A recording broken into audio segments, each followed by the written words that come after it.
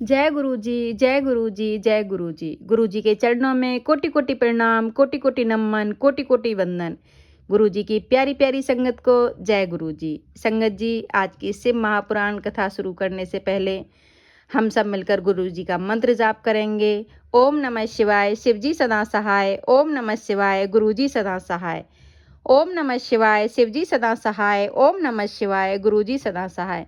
तो संगत जी, आज की शिव महापुराण की कथा शुरू करते हैं। कल हमने जहाँ से कथा छोड़ी थी, हम आज वहीं से शुरू करेंगे। तो स्थावर जंगम सभी जीवों को यत्न पूर्वक संतुष्ट करके एक गड्ढे में स्वर्ण तथा 9 प्रकार के रत्न भरकर सदो जातादि वैदिक मंत्रों का उच्चारण करके परम कल्याणकारी महादेव जी का ध्यान करें। तत्पश्चात नाद घोष से युक्त महामंत्र ओंकार ओम का उच्चारण करके उक्त गड्ढे में शिवलिंग की स्थापना करके उसे पीठ से संयुक्त करें। इस प्रकार पीठ युक्त लिंग की स्थापना करके उसे नित्य लेप दीर्घ काल तक टिके रहने वाले मसाले से जोड़कर स्थिर करें। इसी प्रकार वहां परम सुंदर वैर मूर्ति की भी स्थापना करनी चाहिए। सारांश ये है कि भूमि संस्कार आदि की सारी विधि जैसी लिंग प्रतिष्ठा के लिए कही गई है, वैसी ही वैर मूर्ति प्रतिष्ठा के लिए भी समझनी चाहिए। अंतर इतना ही है कि लिंग प्रतिष्ठा के लिए प्रणव मंत्र के उच्चारण का विधान है, परंतु वैर की प्रतिष्ठा पंचाक्षर मंत्र से करनी चाहिए। जहाँ लिंग की प्रतिष्ठा हुई है, वहाँ भी उत्सव के लिए बाहर सवारी निकालने आदि के निमित्त वैर मूर्ति को रखना आवश्यक है। वैर को बाहर से भी लिया जा सकता है, उसे गुरुजनों से ग्रहण करें। ब्राह्म वैर वही लेने योग्य हैं जो साधु पुरुषों द्वारा पूजित हों। इस प्रकार लिंग में और वैर में भी की हुई महादेव जी की पूजा शिव पद प्रदान करने वाली होती है। स्थावर और जंगम के भेद से लिंग भी 2 प्रकार का कहा गया है। वृक्ष लता आदि को स्थावर लिंग कहते हैं और कृमि कीट आदि को जंगम लिंग कहते हैं। जंगम लिंग होता है। स्थावर लिंग को सींचने आदि के द्वारा सेवा करनी चाहिए और जंगम लिंग को आहार एवं जल आदि देकर तृप्त करना उचित है। उन स्थावर जंगम जीवों को सुख पहुंचाने में अनुरक्त होना भगवान शिव का पूजन है, ऐसा विद्वान पुरुष मानते हैं। यों चराचर जीवों को ही भगवान शंकर के प्रतीक मानकर उनका पूजन करना चाहिए। इस तरह महालिंग की स्थापना करके विविध उपचारों द्वारा उसका पूजन करें। अपनी शक्ति के अनुसार नित्य पूजा करनी चाहिए तथा देवालय के पास ध्वजारोपण आदि करना चाहिए। शिवलिंग साक्षात शिव का पद प्रदान करने वाला है अथवा चरलिंग में षोडशोप उपचारों द्वारा यथोचित रीति से क्रमशः पूजन करें। यह पूजन भी शिव पद प्रदान करने वाला है। आवाहन, आसन, अर्घ, पादांग, आचमन, अभंग पूर्वक स्नान, वस्त्र एवं यज्ञोपवीत, गंध, पुष्प, धूप, दीप, नैवेद्य, तांबूल समर्पण, नीराजन, नमस्कार और विसर्जन, ये 16 उपचार हैं। अथवा अर्घ से लेकर नैवेद्य तक विधिवत पूजन करें। अभिषेक, नैवेद्य, नमस्कार और तर्पण, ये सब यथाशक्ति नित्य करें। इस तरह किया हुआ शिव का पूजन शिव पद की प्राप्ति कराने वाला होता है। अथवा किसी मनुष्य के द्वारा स्थापित शिवलिंग में, ऋषियों द्वारा स्थापित शिवलिंग में, देवताओं द्वारा स्थापित शिवलिंग में, अपने आप प्रकट हुए स्वयं भूलिंग में तथा अपने द्वारा नूतन स्थापित हुए शिवलिंग में भी उपचार समर्पण पूर्वक जैसे तैसे पूजन करने से या पूजन सामग्री देने से भी मनुष्य ऊपर जो कुछ भी कहा गया है वह सारा फल प्राप्त कर लेता है।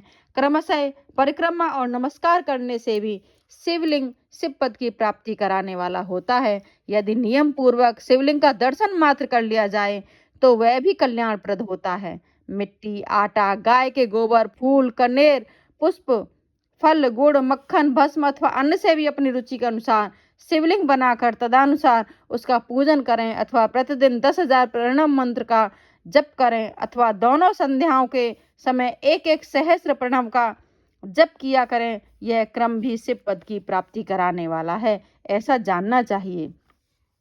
जप काल में मकारांत प्रणव का उच्चारण मन की शुद्धि करने वाला होता है। समाधि में मानसिक जप का विधान है तथा द्विजों के लिए नमः शिवाय के उच्चारण का विधान है। द्विजेतरों के लिए अंत में नमः पद के प्रयोग की विधि है, अर्थात वे शिवाय नमः इस मंत्र का उच्चारण करें। स्त्रियों के लिए भी कहीं कहीं विधि पूर्वक नमोन्त उच्चारण का ही विधान है, अर्थात वे भी शिवाय नमः का ही जप करें। कोई कोई ऋषि ब्राह्मणों की स्त्रियों के लिए नमः पूर्वक शिवाय के जप की अनुमति देते हैं, अर्थात वे नमः शिवाय का जप करें। पंचाक्षर मंत्र का 5 करोड़ जप करके मनुष्य भगवान सदाशिव के समान हो जाता है। 1, 2, 3 अथवा 4 करोड़ का जप करने से क्रमशः ब्रह्मा, विष्णु, रुद्र तथा महेश्वर का पद प्राप्त होता है। अथवा मंत्र में जितने अक्षर हैं उनका पृथक पृथक 1-1 लाख जप करें, अथवा समस्त अक्षरों का एक साथ ही जितने अक्षर हों उतने लाख जप करें। इस तरह के जप को शिव पद की प्राप्ति कराने वाला समझना चाहिए। यदि 1000 दिनों में प्रतिदिन 1 सहस्र जप के क्रमशः पंचाक्षर मंत्र का 10 लाख जप पूरा कर लिया जाए और प्रतिदिन ब्राह्मण भोजन कराया जाए तो उस मंत्र से अभिष्ट कार्य की सिद्धि होने लगती है। ब्राह्मणों को चाहिए वह प्रतिदिन प्रातः काल 1008 बार गायत्री का जप करें। ऐसा होने पर गायत्री क्रमशः शिव का पद प्रदान करने वाली होती हैं। वेद मंत्रों और वैदिक सूत्रों का भी नियम पूर्वक जप करना चाहिए। वेदों का पारायण भी शिव पद की प्राप्ति कराने वाला है, ऐसा जानना चाहिए। अन्यान्य जो बहुत से मंत्र हैं उनका भी जितने अक्षर हों उतने लाख जप करें। इस प्रकार जो यथाशक्ति जप करता है वह क्रमशः शिव पद मोक्ष प्राप्त कर लेता है। अपनी रुचि के अनुसार किसी एक मंत्र को अपनाकर मृत्यु पर्यंत प्रतिदिन उसका जाप करना चाहिए, अथवा ओम इस मंत्र का प्रतिदिन 1 सहस्र जाप करना चाहिए। ऐसा करने पर भगवान शिव की आज्ञा से संपूर्ण मनोरथों की सिद्धि होती है। जो मनुष्य भगवान शिव के लिए फुलवाड़ी या बगीचे आदि लगाता है तथा शिव के सेवा कार्य के लिए मंदिर में झाड़ने बुहारने आदि की व्यवस्था करता है, वह इस पुण्य कर्म को करके शिव पद प्राप्त कर लेता है। भगवान शिव के जो काशी आदि क्षेत्र हैं उनमें भक्ति पूर्वक नित्य निवास करें, वह जड़ चेतन सभी को भोग और मोक्ष देने वाला होता है। अतः विद्वान पुरुष को भगवान शिव के क्षेत्र में आमरण निवास करना चाहिए। पुण्य क्षेत्र में स्थित बावड़ी, कुआं और पोखरें आदि को शिव गंगा समझना चाहिए। भगवान शिव का ऐसा ही वचन है, वहां स्नान, दान और जप करके मनुष्य भगवान शिव को प्राप्त कर लेता है। अतः मृत्यु पर्यंत शिव के क्षेत्र का आश्रय लेकर रहना चाहिए। जो शिव के क्षेत्र में अपने किसी मृत संबंधी का दहा, दशाह, मासिक श्राद्ध, सपिंडीकरण अथवा वार्षिक श्राद्ध करता है, अथवा कभी भी शिव के क्षेत्र में अपने पितरों को पिंड देता है, वह तत्काल सब पापों से मुक्त हो जाता है और अंत में शिव पद पाता है। अथवा शिव के क्षेत्र में 7, 5, 3 या एक ही रात निवास कर ले।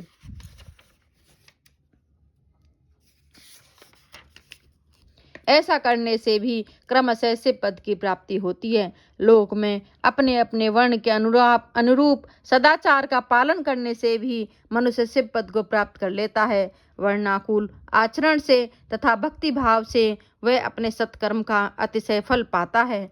कामना पूर्वक किए हुए अपने कर्म के अभिष्ट फल को शीघ्र ही पा लेता है। निष्काम भाव से किया हुआ सारा कर्म साक्षात शिव पद की प्राप्ति कराने वाला होता है। दिन के 3 विभाग होते हैं, प्रातः, मध्याह्न और सायाह्न।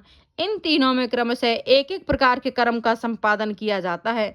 प्रातः काल को शास्त्र विहित नित्य कर्म के अनुष्ठान का समय जानना चाहिए। मध्याह्न काल में सकाम कर्म के लिए उपयोगी है तथा सायंकाल शांति कर्म के लिए उपयुक्त है, ऐसा जानना चाहिए।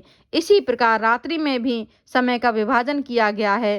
रात के 4 प्रहरों में से जो बीच के 2 प्रहर हैं उन्हें निशीथ काल कहा गया है। विशेषतः उसी काल में की हुई भगवान शिव की पूजा अभिष्ट फल को देने वाली होती है। ऐसा जानकर कर्म करने वाला मनुष्य यथोक्त फल का भागी होता है। विशेषतः कलयुग में कर्म से ही फल की सिद्धि होती है तथा अपने अपने अधिकार के अनुसार ऊपर कहे गए किसी भी कर्म के द्वारा शिव आराधना करने वाला पुरुष यदि सदाचारी है और पाप से डरता है तो वह उन कर्मों का पूरा फल अवश्य प्राप्त कर लेता है। ऋषियों ने कहा, सूत जी, पुण्य क्षेत्र कौन कौन से हैं जिनका आश्रय लेकर सभी स्त्री पुरुष शिव पद प्राप्त कर लें? यह हमें संक्षेप में बताइए। जय गुरु जी, जय गुरु जी, जय गुरु जी। संगत जी, आज की इस कथा को हम यहीं विराम दे रहे हैं।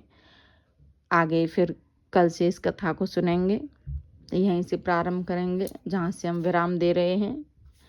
तब तक जय गुरु जी के चरणों में कोटि कोटि प्रणाम। सभी संगत मिलकर गुरु जी का मंत्र जाप करेंगे। ओम नमः शिवाय, शिवजी सदा सहाय। ओम नमः शिवाय, गुरु जी सदा सहाय। ओम नमः शिवाय, शिवजी सदा सहाय। ओम नमः शिवाय, गुरु जी सदा सहाय। गुरु जी के चरणों में कोटि कोटि नमन, कोटि कोटि वंदन, कोटि कोटि प्रणाम। जय गुरु जी, जय गुरु जी, जय गुरु जी।